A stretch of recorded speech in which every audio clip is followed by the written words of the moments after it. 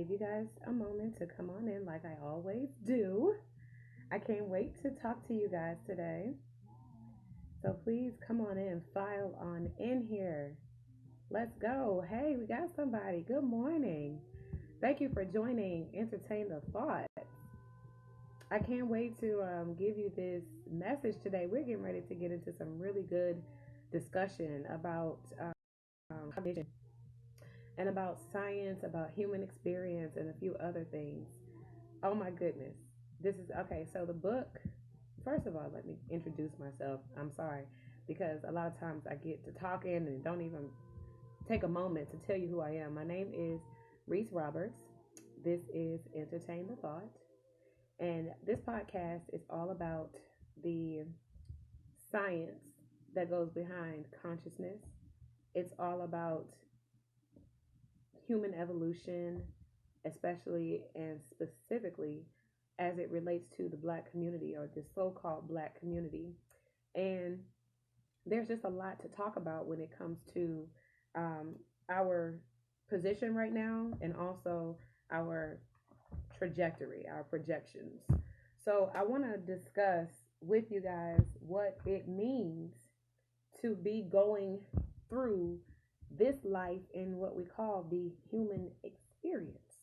It's a beautiful experience and it's something that happens systematically and it's based on systems, the human experience is.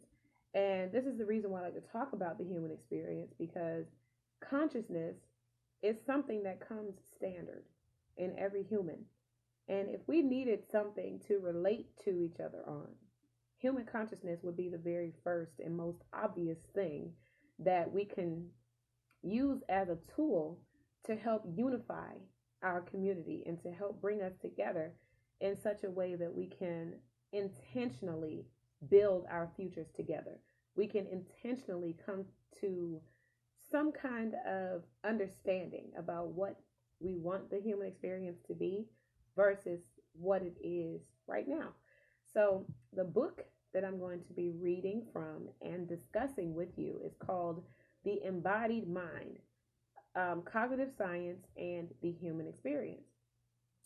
Cognitive dissonance, or what do they call it? I think the cognitive something. I can't remember what the term is that they say Black people suffer from. Cognitive dissonance, I think is what it is, where we have this separation from ourselves and our trauma and our abusers. I'm not sure if you guys are familiar with the work of Dr. Joy DeGruy, but she talks about the post-traumatic slave syndrome that we suffer from, where we are in a similar position as a soldier who has PTSD or post-traumatic stress disorder. And so we have a special position to recognize where we are as a community of people that have been systematically subjected to trauma. What does that mean to our human experience? And what does that mean to our individual lives as we live and move through this journey on earth? The fact that we are on this planet inside of bodies that don't necessarily have enough power to contain us. We should think about that in a very special way and do something with it. When somebody tells me that I'm a god and there's truth to it, I'm supposed to believe it. You know what I mean? I don't want to just hear that, oh, you're a god. And then I don't know what to do with it. I feel like that is like a slap in the face. It's like, why even tell me that? That's like telling me that I have $1 million when I'm 17 years old, but I can't get it until I'm 18. And you should have just told me the day before I turned 18. Why would you make me go through all of this and I have no access to the power or the resources that you're telling me about? So this is why I love to talk about the power that we have as human beings, because we have plenty of it. And it's very apparent that we do not know how to use it or access it or to really benefit from the power that we have. So I'm going to go ahead and start reading because this is a very interesting book. I haven't even gotten past the introduction before I'm ready to go ahead and give my dissertation about what this book is talking about. So again, for those who are just entering, I'm going to do a reading from a book that is called The Embodied Mind, which is about cognitive science and the human experience. This book is actually a part of my training program, the youth enrichment program that I created for research and debate. I'm teaching students the art of research and debate, and this is one of the books that I'm using to um, help the students become more self-aware and help students become more intentional about the way that they use the scientific method in their processing of the life experience. So this is why I kind of got drawn to this book. So let me read. Goodness gracious. This book begins and ends with the conviction that the new sciences of the mind need to enlarge their horizon to encompass both lived human experience and the possibilities for transformation inherent in the human experience. The first sentence, we need to enlarge our horizons to encompass both the lived human experience and the possibilities for transformation that are inherent in the human experience. Inherent means that it comes natural, means that you don't have to try, you don't have to ask or beg. We have so many possibilities for transformation on different levels, especially when it comes to our cognitive, mental, spiritual thinking. I'm going to keep reading because I could go on and on just from that one sentence. Ordinary, everyday experience, on the other hand, must enlarge its horizon to benefit from the insights and analysis that are distinctly wrought by the sciences of the mind. It is this possibility for circulation between the sciences of the mind, which is cognitive science, and the human experience that we explore in this book. If we examine the current situation today, with the exception of a few largely academic discussions, cognitive science has had virtually nothing to say about what it means to be human in everyday lived situations. This is what I'm talking about. The fact that we are in the human experience and the fact that it is based off of scientific systems that can be measured, can be observed, and can be concluded on. Do you hear what I'm saying? We shouldn't be as lost as we are. I know that we've been lied to, but this, what I'm reading and the things that I've experienced in my own life, the embodiment of the human mind, we shouldn't be as lost as we are. I'm going to keep reading.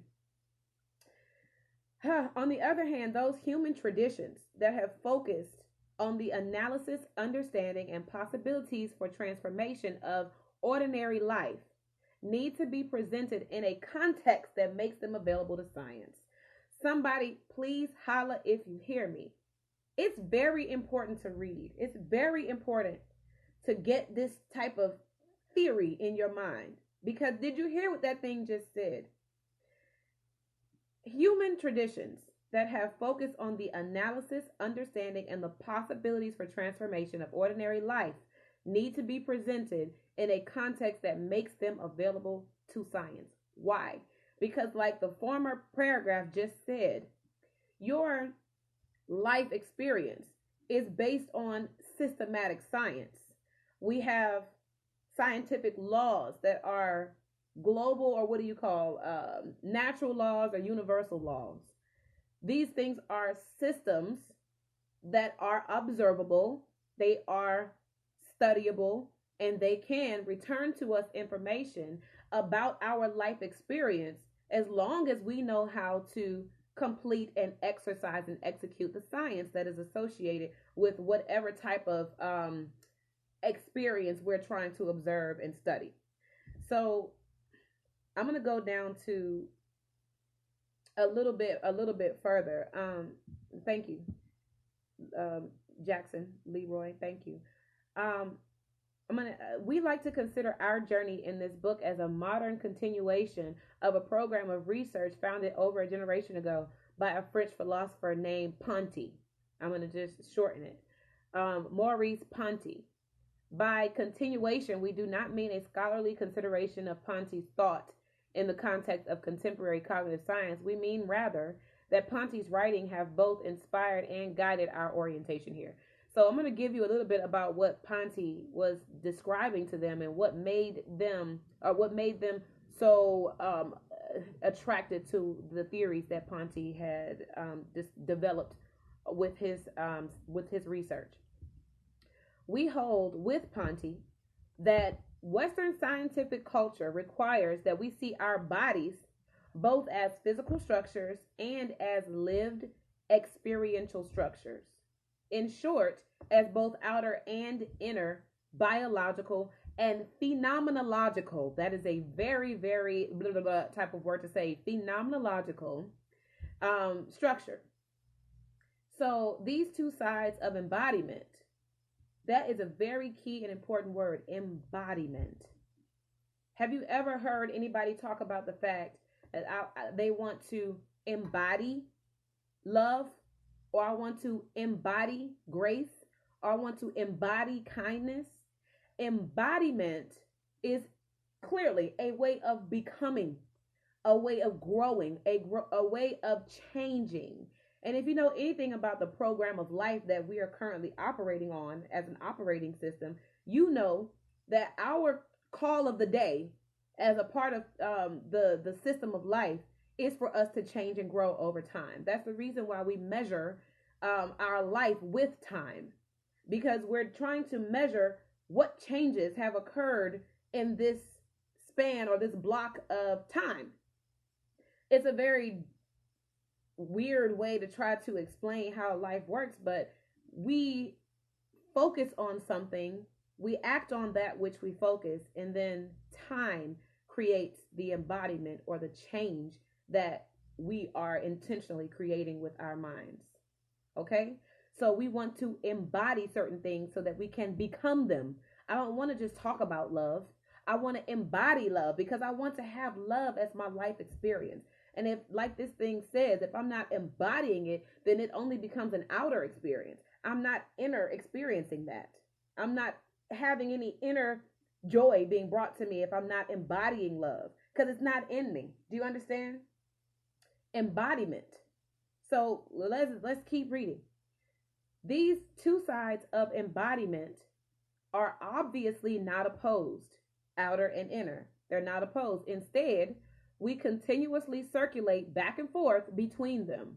Now, you know for a good fact that this is natural in how we operate in our daily lives, going from our inner thoughts, our inner feelings, our inner emotions to our outward projections, to where we're speaking, we're engaging, we're experiencing our outer environment in the way that we interact with one another. This is not separate. This is something that happens naturally, and they're not opposed. They actually complement each other, your inner and outer experiences.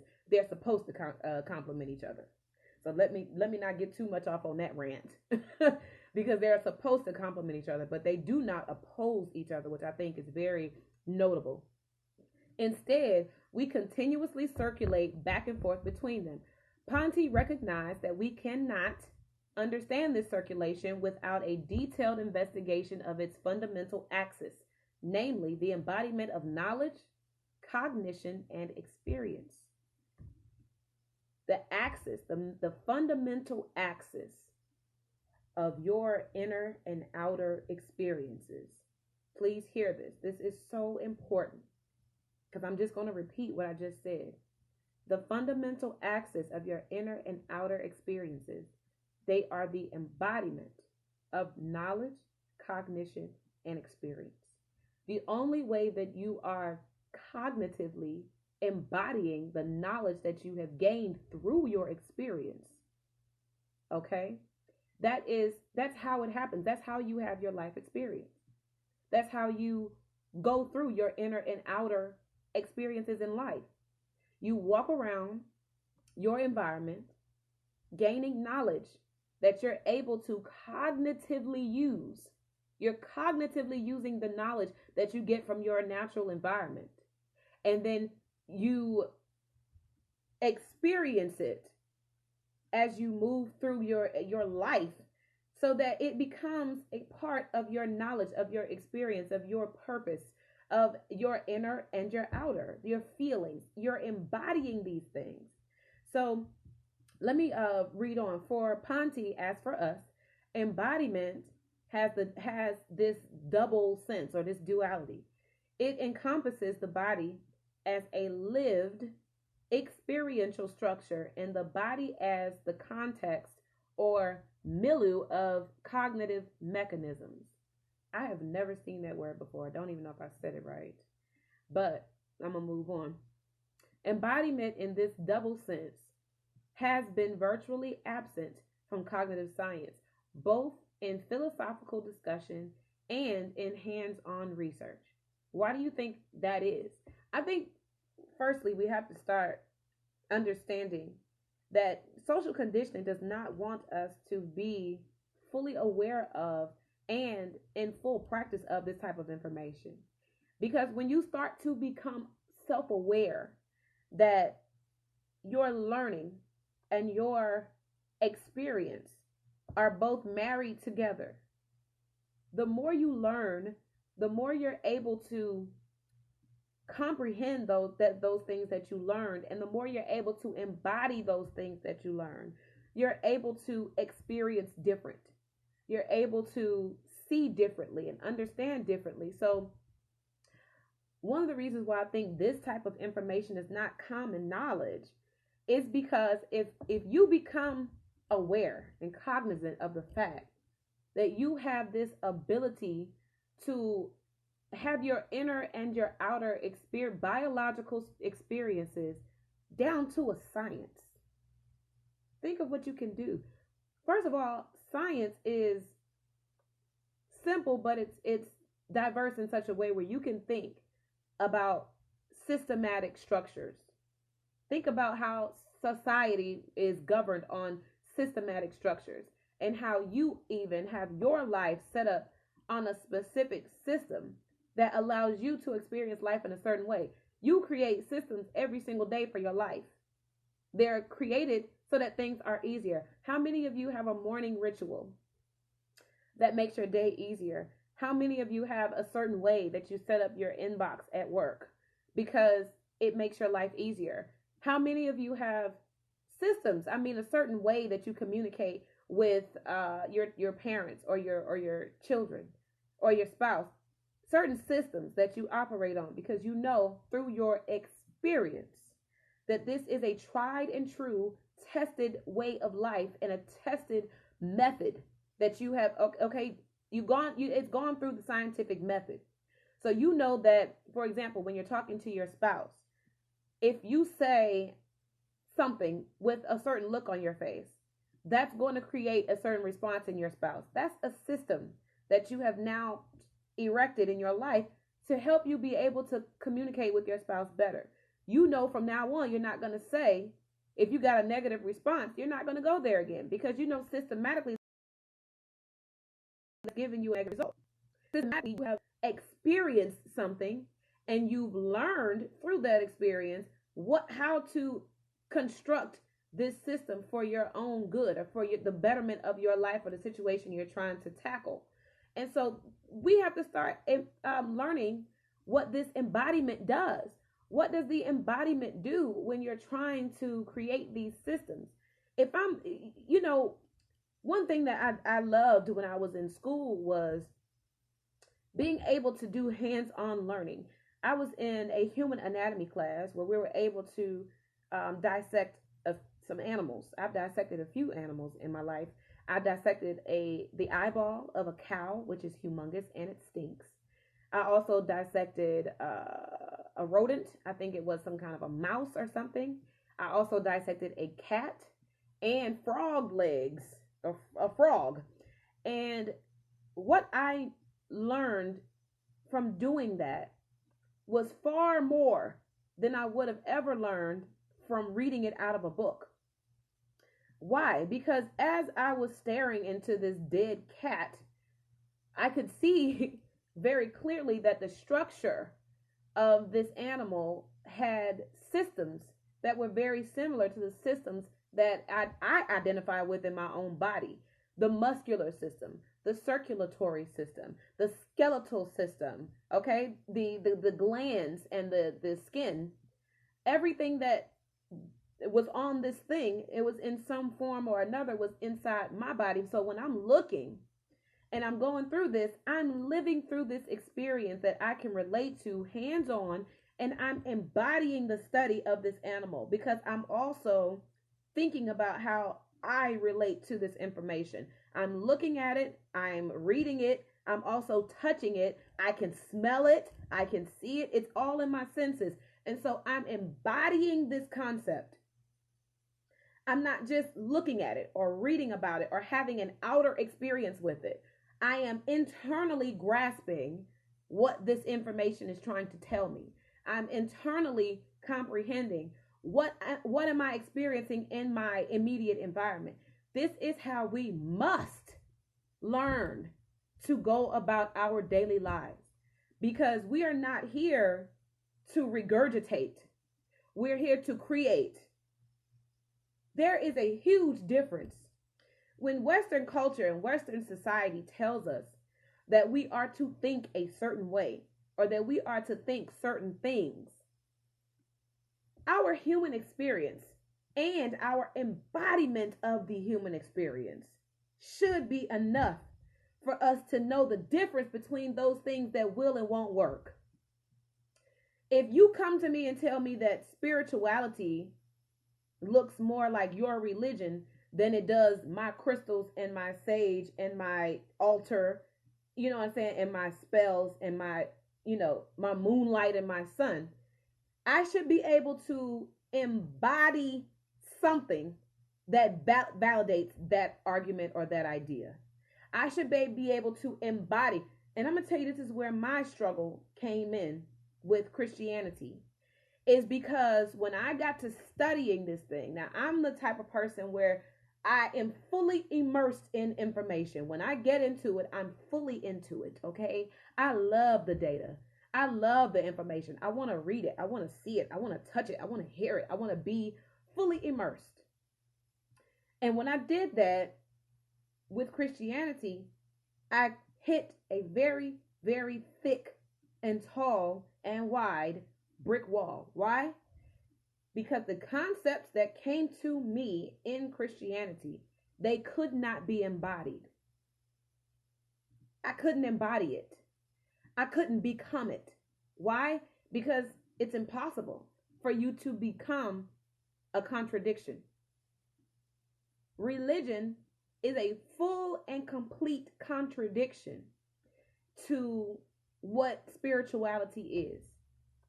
And if spirituality is for my growth as a person, if spirituality is responsible for my self-awareness, my consciousness, my level of self-love, the way that I treat other people, hear me when I say this, and then religion comes into play and then fully contradicts conceptually.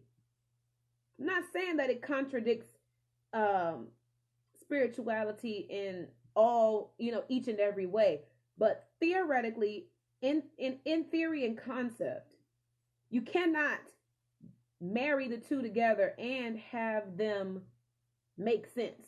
It's a full and complete contradiction. And so what I know, and what I know about these things is when you're trying to embody something that is a contradiction, you will fall flat on your face every single time, because how do you stretch yourself to become two different beings that believe and function and think and act in two different ways? That doesn't work. Let me answer your questions. I have not written a book yet, but I will.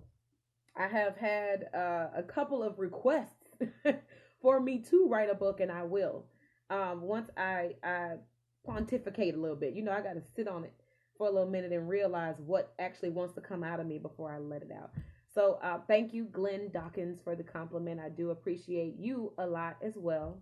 Thank you, you guys, for your encouragement, because if it wasn't for you guys here telling me that you're benefiting from this in any way, I wouldn't be doing it. So thank you for giving me something to talk about, giving me someone to talk to, and a purpose to live for. So I'm going to read a little bit more from this book. Again, the name of the book is called The Embodied Mind: Cognitive Science and Human Experience. This is probably one of the best topics that I've ever picked up in a book.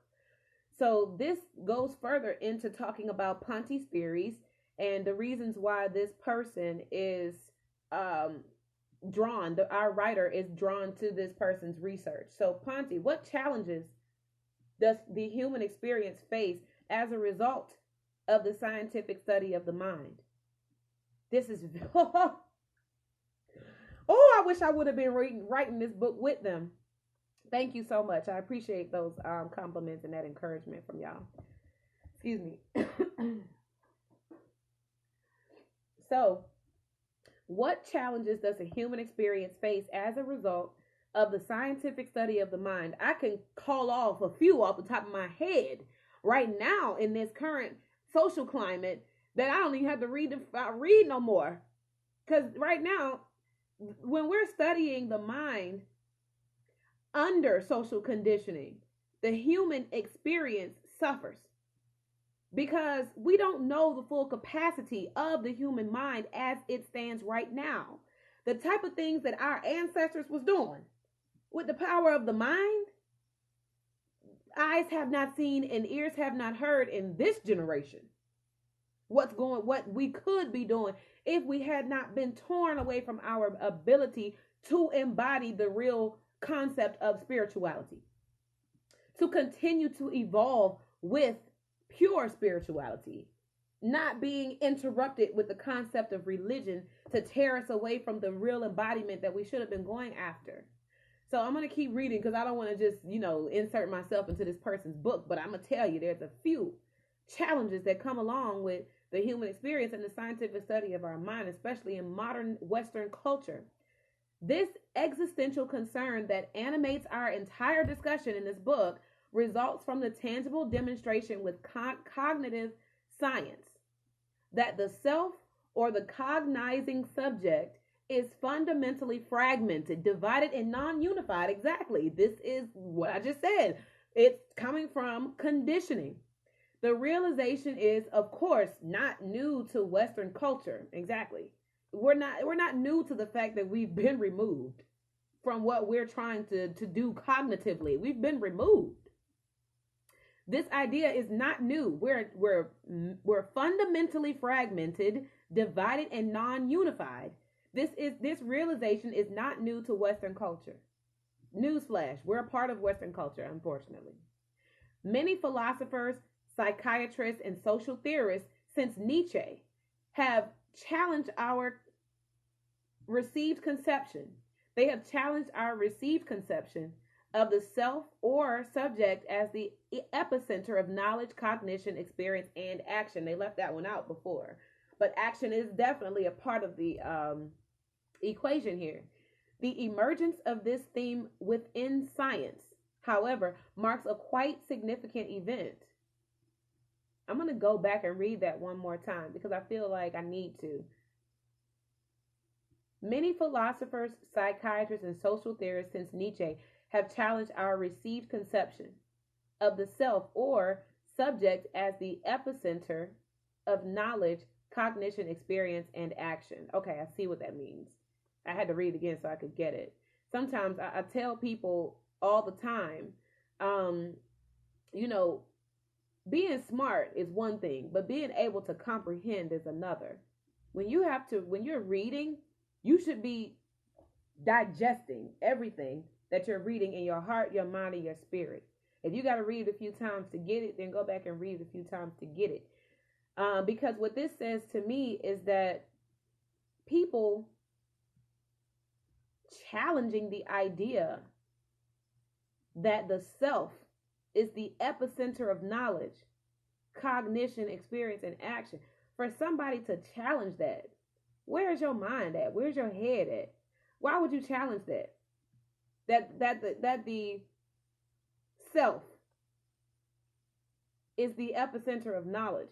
Where else would the epicenter of knowledge exist if it doesn't exist inside of the self? Let's keep reading. The emergence of this theme within science, however, marks a quite significant event, for science provides the voice of authority in our culture. to an extent that is matched by no other human practice and institution. Somebody better holler. But where does science come from? Science is a man-made institution. So if science is so revered and respected in our culture, why are we not using it for what it's for? The scientific method is applicable across the board in all parts of our environment, in all parts of our universe. The scientific method is applicable through and through to your brain, your thoughts, to your environment, to your what you eat, anything, your kids, everything is subject. Your relationship can be analyzed, can be observed. You can add theory to it. You can conclude on it. You can restructure it. Scientific method. Do y'all remember the scientific method coming from middle and high school? Very simple concept. It's like 7 steps, 6 or 7 steps to the scientific method. We have to know to get back to this stuff. Get back to it, because if we're not exercising our own original institutions, even though they were taken from us and perverted, like my good friend right here says, science was stolen from our ancestors. Yes, it was. But just like we're getting back to Black love, getting back to meditating, getting into eating right, getting into our bodies, getting into knowledge, we got to get back into science. We have to get back into science. This is something that was born of our culture for a specific purpose, because our ancestors knew that the environment operates on systems. They knew that when you put a certain input followed by a certain process, that you will get a certain output. And that if you continue and repeat that same process over and over and over again, then it becomes knowledge. Do you understand? Because you know that this is going to happen. You know that if I put this in there that way, followed by a process or an equation or some kind of processing on that input, that I'm going to get the same output, like an assembly line. It becomes knowledge. It becomes established. It becomes theory. It becomes practice. It becomes embodiment. Are y'all catching what I'm throwing? We have to get back into our lived science. Lived science. That's why I think this book is so profound, and why I love even the idea of reading this book, is because it talks about the human experience contributing. Okay? The human experience contributes everything to knowledge and science. Cognitive science is the science of knowledge, the science of being able to know, the science of learning, the science of your thoughts. Cognition. What is your cognitive ability, your cognitive capacity? What are you able to retain? What are you able to produce with your mind, your cognitive ability? You guys, this isn't new to us. This is not new to us. This belongs to us. It belongs to us, and we cannot put it down thinking that it is irrelevant, or thinking that that's for the Caucasians to do. That's for the white people to do. No, science is, if you ask me, is one of the tools that we use in order to ensure that we're on a righteous path. If I am working in one with the science of nature, if I'm working as one with the science of nature, then that lets me know that I'm going on a straight path. You understand? This is why Caucasians are in such a bad position right now, because they use science to go against nature. They use science to go against the pattern or the programming of life. Life is programmed. Like I told you before, we are in a system of life. It's on an operating system, and it's called life. Just like you stick that disc, Tomb Raider, into your Xbox, it's running on an operating system. It's a program that runs on an operating system. Life is a program that runs on the universe's operating system.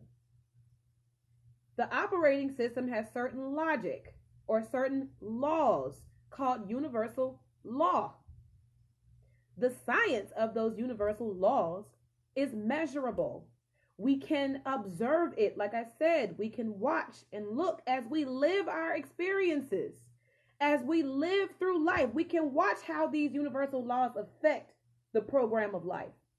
We can watch how it looks when I throw something in the air and it falls back down. I can see that every single time I do that, systematically, something is causing this thing to fall, whether it be gravity or whether it be the weight of the thing. That is more the density of the thing that's causing it to fall through the less dense air. We have to know that we can apply these systematic observations to our systematic lives. Do you understand? I remember my science teacher asked it in class that is the parked car moving, but it is. The car is moving through time. Exactly. How do one opening others' minds that their religious beliefs are falsified by the program of our oppressors? There is a certain phrase that comes up in religion all the time that talks about the fact that some of us are going to be called and some of us are just not simply going to make it. And I understand that there are going to be some people. Now, I don't think it's off topic because I'm talking about the program of life. So thank you for your question. What I'm looking at is that some people are not going to get it because they don't want to. Opening people's minds about the fact that religion is a lesser. I don't want to disrespect anybody. I'm going to try my best to keep my mouth at a certain level of respect, but religion, all in all, it's not an exact science. I'm going to put it that way. It's not an exact science. There is some truth to what religion does systematically, but I can't even call it systematically. So I'm just thinking that having people to know that this program is a watered down, dumbed down version of the real program that we're supposed to be on, which is called life, and it's already pre-installed on the planet. This planet it already comes pre-installed with the language that we need in order to be able to operate on this system. Religion deviates from that. And so what happens is that when you have religion that is a program that deviates from the operating system, it's like trying to marry together an Android and an iOS from Mac. You can't run applications from a Mac computer on a Android or a desktop, Windows computer. You just can't, because they're not compatible. And this is what happens when we try to operate using religion as our system. Religion is not compatible to the system that we live on called life. The operating system of life is powered by spirituality, not by religion.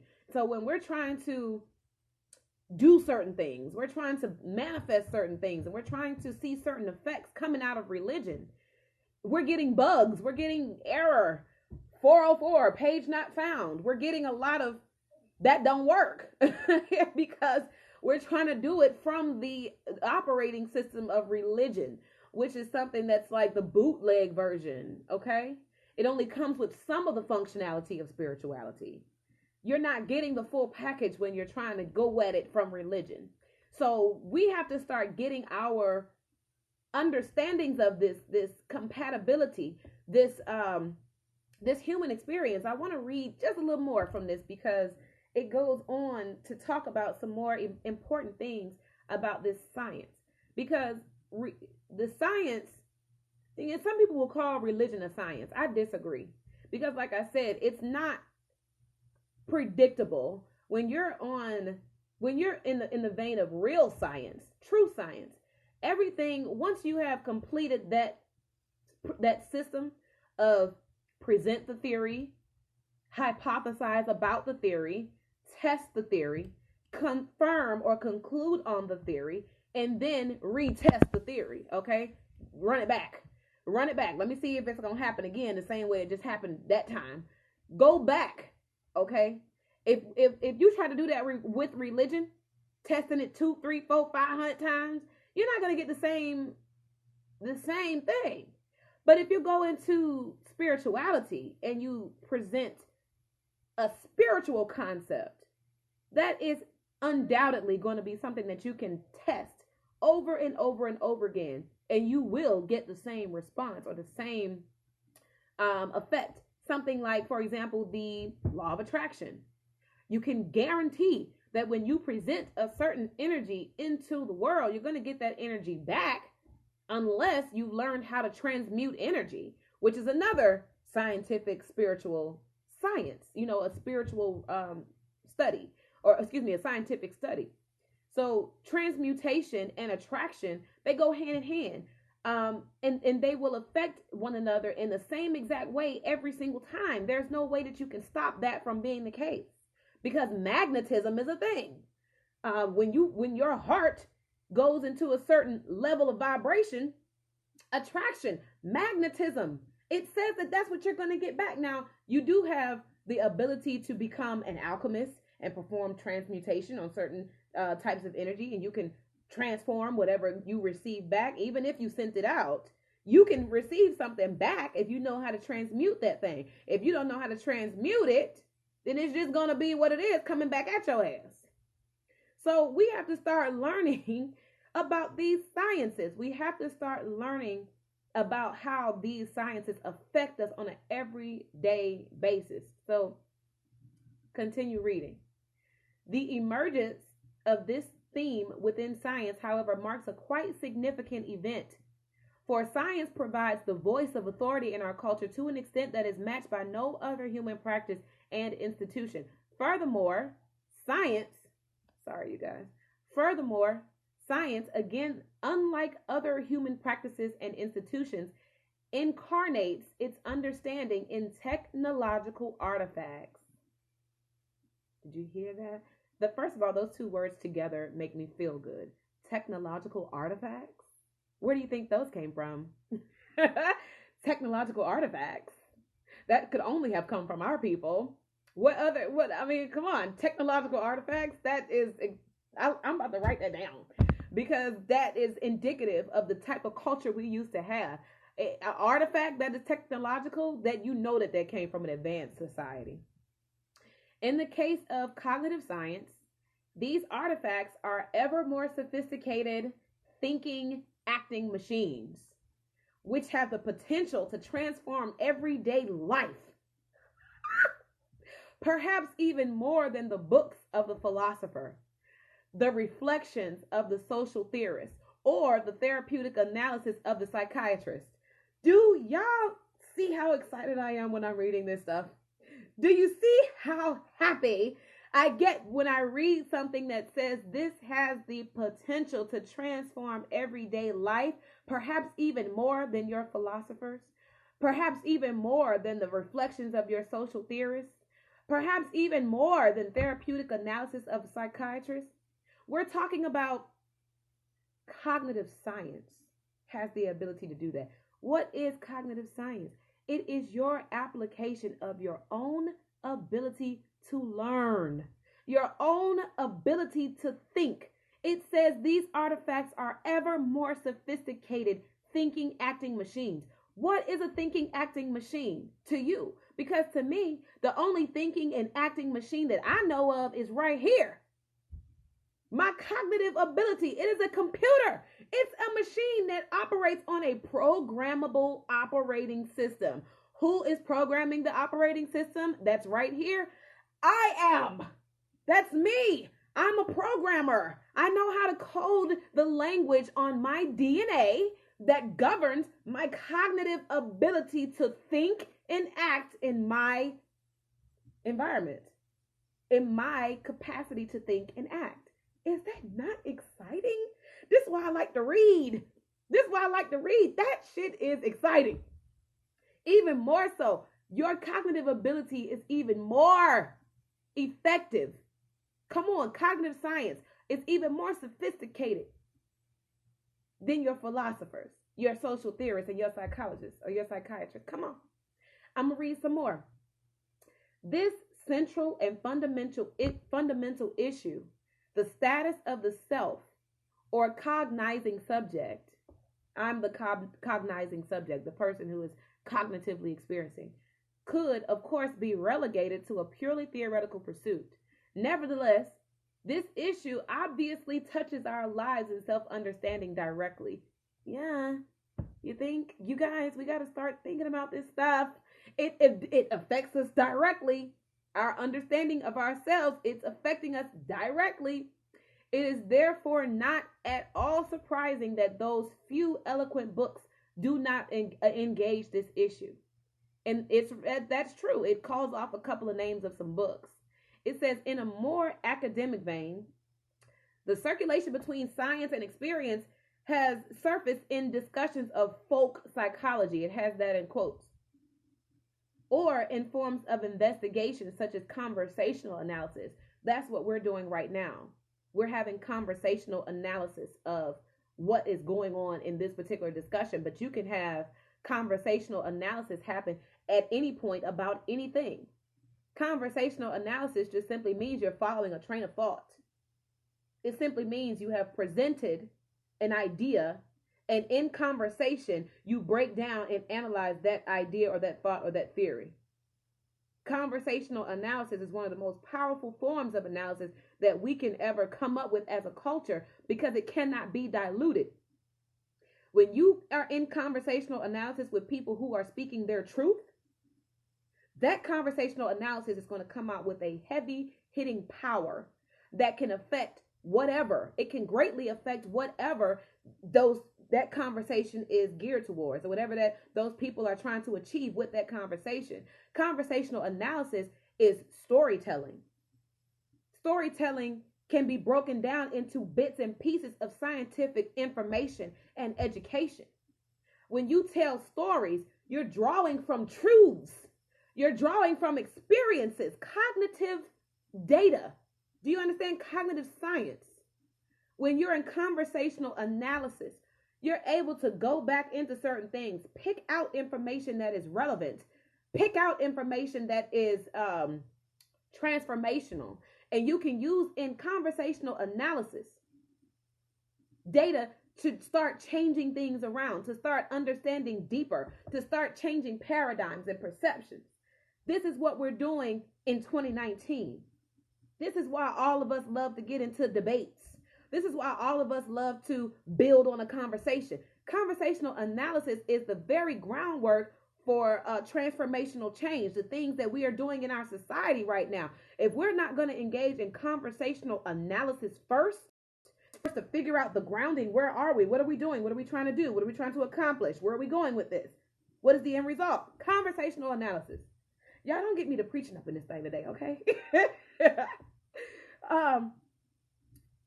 An even more systematic attempt. I'm going to wrap this up. I'm almost, okay, I got about 12 more minutes. An even more systematic attempt. Wait, I want to read this comment real quick because it's very true. I tell some people, this is my good friend Mombosa, hey, I tell people your story could help build someone else's instruction manual. That is it. The things that you are saying, the stories that you're telling, the experiences that you've had, it boils down to data. If I hear that you struggled in a certain way, that I know I wish not to struggle in that same way, what you just told me was information that I can use to transform and change my experience. I can transform and change my reality. And what happens when I transform and change my reality? I'm also transforming in some way or another your reality. Conversational analysis, y'all. God doggone it. I'm going to keep reading. An even more systematic attempt to address the relation between science and experience can be found in a recent book by somebody named Jackendoff.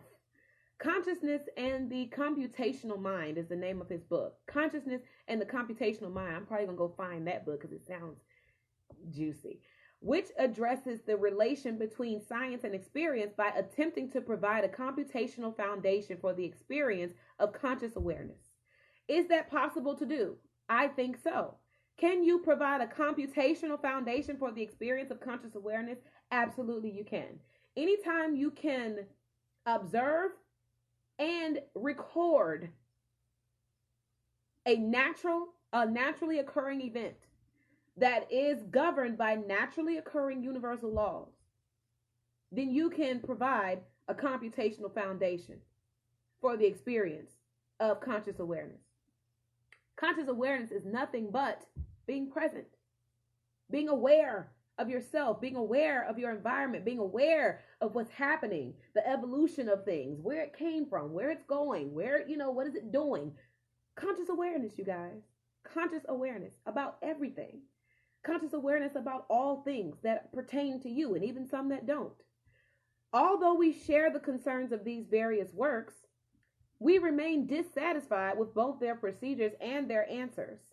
Our view is that the current style of investigation is limited and unsatisfactory, both theoretically and empirically, because there remains no direct, hands-on, pragmatic approach to experience with which to complement science. We don't have an institutionalized,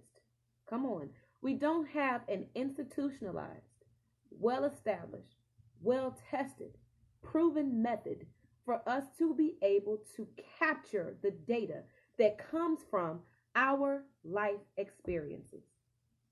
We don't have a direct, hands-on, pragmatic approach to experience with which to complement science. So if I'm not learning how to convert my experience over to a science, I have myself at a disadvantage. This is the reason why we repetitively go through cycles of learning over and over again, where we have to learn the same lesson in life until we learn to graduate. Did you hear what I just said? If you are not transferring the data of your experiences on a regular basis, when you learn something, when you experience something, or when you learn it through experience, it is your duty to yourself to transfer that knowledge over to a scientific form of application in one way or another, lest you're not, or else you're not learning. You're repeating. This is where we get cycles, generational curses, because the science of the things that we're experiencing is not, the essence of the things, the information, the data of the things that we're experiencing somehow is not being converted over to a scientific study or a scientific respect, a scientific anything. When you learn something, when you go through it, convert it to your knowledge, your application of knowledge, a science. Because if you do not, you will have to repeat that thing over again like the 12th grade. You will have to learn it again. You will have to go through it again. We must develop some kind of direct, hands-on, pragmatic approach to experience something that complements a science, something that is a science in our lives. If we don't, again, we are at the disadvantage. We're looking for theoretic and empirical data that comes out of the experience of our lives. So when you experience something, that means form a theory and then work that theory until all the data that you have come up out of that thing is empirical. What does empirical mean? Empirical means it cannot be refuted. This is the highest form of the truth that can be achieved with this data. And I'm going to move with that until some more information comes in that takes me higher in that truth, or takes me higher in the application of that truth in my life. I don't need somebody else to tell me what to do if I'm experiencing it. I'm going through it. I can write down my Bible based on my experience. Y'all got a little bit more to read. I got 6 minutes. Y'all bear with me. 5.5 and counting. As a result, that's right. You got to give your thesis. You got to have your thesis together about what life is doing. You got to have a thesis about what your life is doing. Create a thesis. And then you have to hypothesize. This is a scientific method. You can Google it. Create the thesis first, the theory. Hypothesize about that theory. And then start testing it out in your life. This is something I'm teaching to my students in my research and debate class.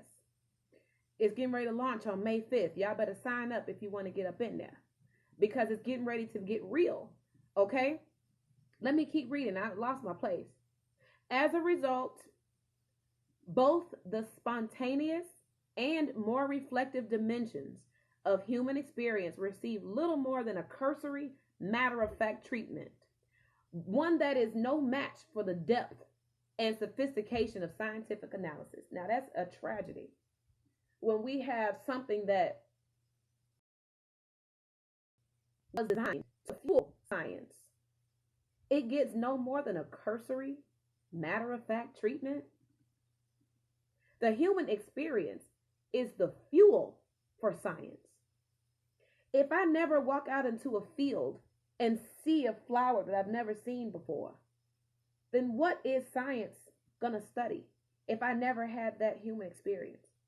If I never discovered the functionality of a stem cell, if I never played with it, if I never dropped a stem cell into a sea of other cells just to see what it was going to do in my human experience. I'm just curious. I'm just looking to see what this does. I drop it in a whole bunch of different cells and it starts to multiply and creating itself from those cells to match and mimic those cells because it's a stem cell. If I never had that life experience and recorded it down, then what is science studying if it's not studying the human experience? So when we put ourselves at a basic level where we dismiss our human experience as just another something that happened. Oh, this is just my day-to-day. This is just my everyday. No, your life has meaning. Your life has information. Your life has depth.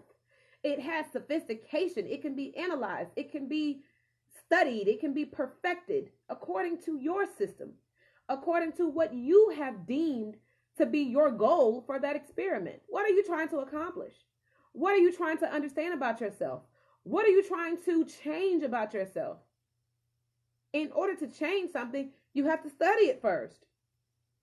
If I want to change the form of metal or change the form of any substance, I have to study the substance first.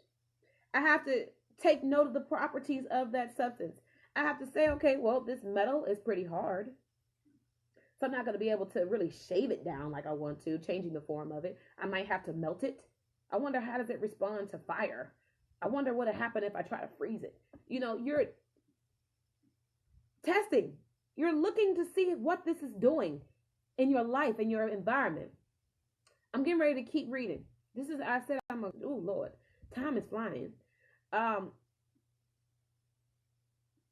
do you propose to remedy this situation?